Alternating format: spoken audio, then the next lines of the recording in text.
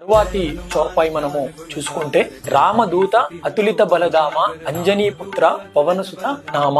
దీని యొక్క భావం ఏంటి అంటే సాటి లేని బల సంయుతుడవైన రామదూత, పవన కుమార, అంజనీ పుత్ర అని స్మరిస్తుంది స్వామి. అంటే ఆంజనేయ స్వామి బలంలో నీకు ఎవ్వరు కూడా సాటి లేరు స్వామి. నువ్వు అంజనీ దేవి యొక్క కుమారుడవు, అదే విధంగా నీవు వాయు పుత్రునవు స్వామి అని చెప్పి తులసీదాస్ గారు ఈ యొక్క రెండవ చౌపాయిలో చెప్తున్నారు. మూడో చౌపాయి మనం చూసుకున్నట్టయితే మహావీర విక్రమ బజరంగి కుమతి నివార సుమతికే సంగి.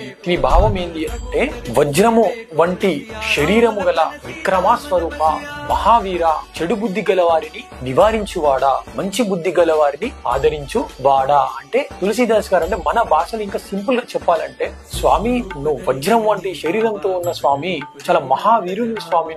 నువ్వేం చేస్తావు అంటే స్వామి చెడు బుద్ధి గల వారిని నివారించేసే స్వామి, అంటే దూరం పెట్టేసే స్వామి. వాళ్ళకి నీ అనుగ్రహం ఉండదు చెడు గల వారికి, మంచి బుద్ధి గల వారిని దగ్గరకు తీసుకునే స్వామి నువ్వు, ఓ ఆంజనేయ స్వామి అని చెప్పి మనకి తులసీదాస్ గారు ఈ యొక్క చౌపాయిలో చెప్తున్నారు.